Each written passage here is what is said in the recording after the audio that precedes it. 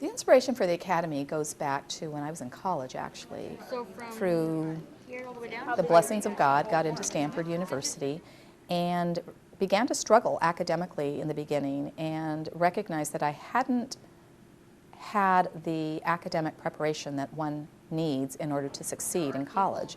And so it was at that point that I thought someday, in some shape or form, I'd like to develop a program that would help young people from disadvantaged backgrounds develop the academic strength that they need early on in middle school, high school, so that when they go to college, they wouldn't have to struggle so much. And that would mean that the doors to health professional schools would open that much easier for them. Again, having grown up as a farm worker and living in labor camps and watching the healthcare needs not be addressed because of economics, because of lack of transportation, because of language barriers and fear of going to somebody who wouldn't understand you, made me believe that we really did need to develop a crop of healthcare professionals who understood that culture. So when we designed the Doctors Academy, it wasn't just to expose kids to health professions. We do that, and that's important. Kids need to see what they can be.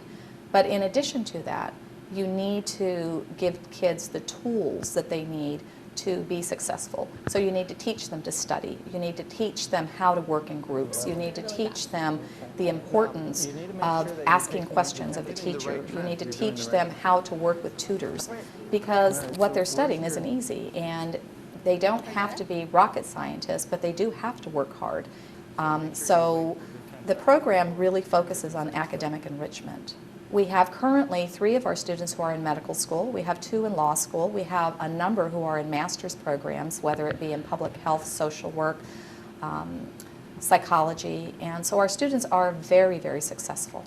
It raises the level of expectation, not just of the student, but of the parents and the teachers, so that everybody recognizes that these kids shouldn't just settle for a C, that these kids shouldn't just settle for the B, that if they work hard enough and we enrich them academically, that they can get the A's and they can be successful applicants to four-year universities. So to see now some of these students carry out your vision and to realize their dreams, how much of an impact has that had on your life?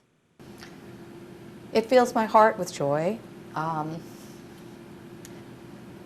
To talk with the students and hear their success just re-energizes me and makes me want to do more, and for that I'm very grateful.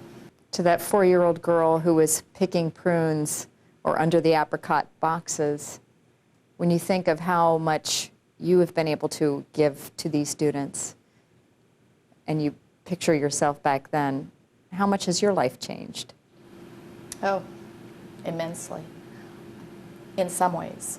In other ways, I'm still that little person who learned from her grandparents the value of work and the importance of giving back to the people who are important to you. And for that, again, I'm forever grateful. It's really important to me that students have the opportunity to learn early on the value of hard work in their academic trajectory, that they learn how to study so that when they get to college, they don't get lambasted and end up giving up.